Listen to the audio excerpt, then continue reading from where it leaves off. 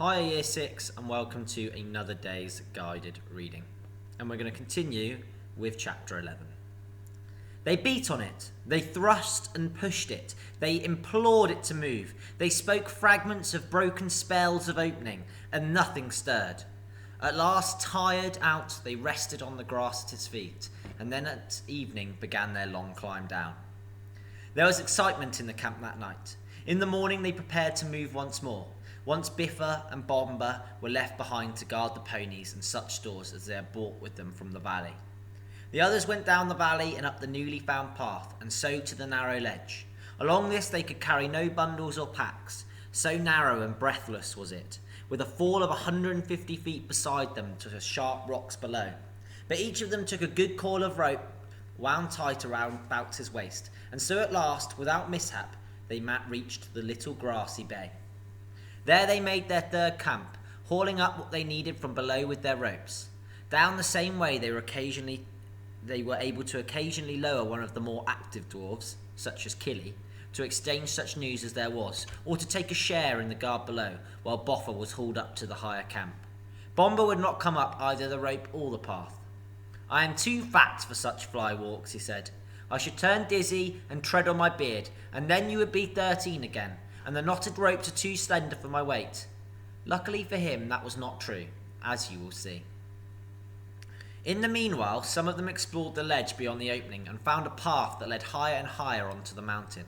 But they did not dare to venture very far that way, nor was there much use in it.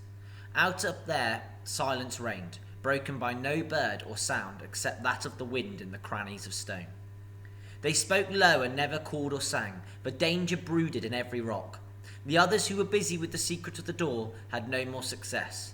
They were too eager to trouble about the rooms or the moon letters, but tried without resting to discover what exactly in the smooth face of rock the door was hidden. They had brought picks and tools of many sorts from Lake Town, and at first they tried to use these, but when they struck the stone, the handles splintered and jarred their arms cruelly, and the steel heads broke or bent like lead. Mining work, they saw clearly, was no good against the magic that had shut this door, and they grew terrified too of the echoing noise.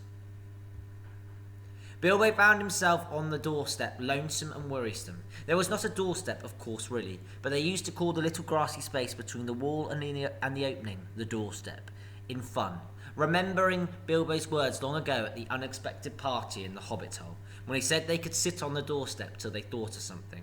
And sit and think they did, or wander aimlessly about, and glummer they became. Their spirits had risen a little at the discovery of the path, but now they sank into their boots, and yet they would not give it up and go away. The Hobbit was no longer much brighter than the dwarves. He would do nothing but sit with his back to the rock face, and stare away west through the opening, over the cliff, over the wide lands to the black wall of Mirkwood, and to the distant lands beyond, in which he sometimes thought he could catch glimpses of the misty mountains, small and far. If the dwarves asked him what he was doing, he answered, "You said sitting on the doorstep and thinking would be my job, not to mention getting inside, so I'm sitting and thinking." But I'm afraid he was not thinking much of the job, but what of lay beyond the blue distance, the quiet western land and the hill and his hobbit hole under it. A large grey stone lay in the centre of grass, and he stared moodily at it or whatever the great snails.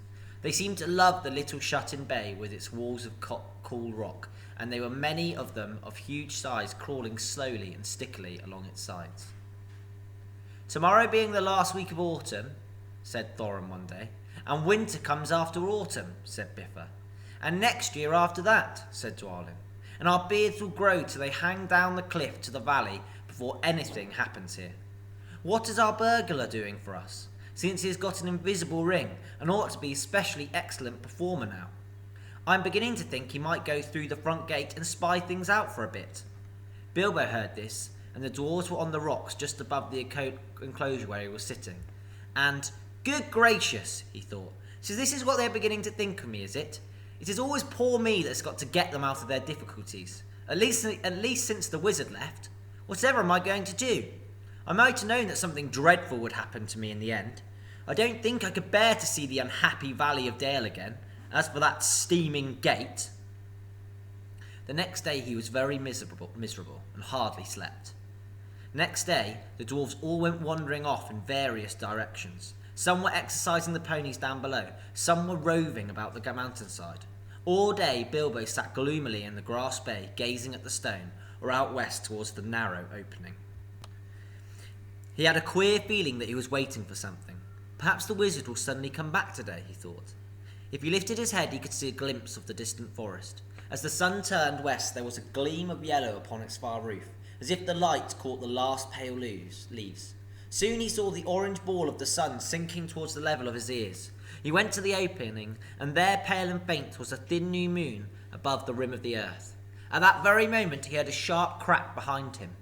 There, on the grey stone in the grass, was an enormous thrush. Nearly coal-black, its pale yellow breast freckled with dark spots. Crack. It had caught a snail and was knocking it on a stone. Crack. Crack. Suddenly Bilbo understood. Forgetting all danger, he stood on the ledge and hailed the dwarves, shouting and waving. Those who were nearest came tumbling over the rocks and as fast as they could along the ledge to him, wondering what on earth was the matter. The others shouted to be hauled up the ropes, except Bomba, of course. He was asleep. Quickly, Bilbo explained. They all fell silent, the hobbit standing by the grey stone and the dwarves with wagging beards watching impatiently. The sun sank lower and lower, and their hopes fell. It sank into a belt of reddened cloud and disappeared. The dwarves groaned, but still Bilbo stood almost without moving. The little moon was dipping to the horizon. Evening was coming on. Then suddenly, when their hope was lowest, a red ray of the sun escaped like a finger through a rent in the cloud. A gleam of light came straight through the opening into the bay and fell on the smooth rock face. The old thrush, who had been waiting from a high perch with beady eyes and head cocked on one side, gave a sudden trill. There was a loud crack. A flake of rock split from the wall and fell. A hole appeared suddenly from 3 feet from the ground.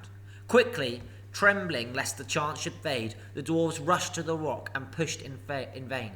"The key! The key!" said Bilbo. "Where is Thorin?"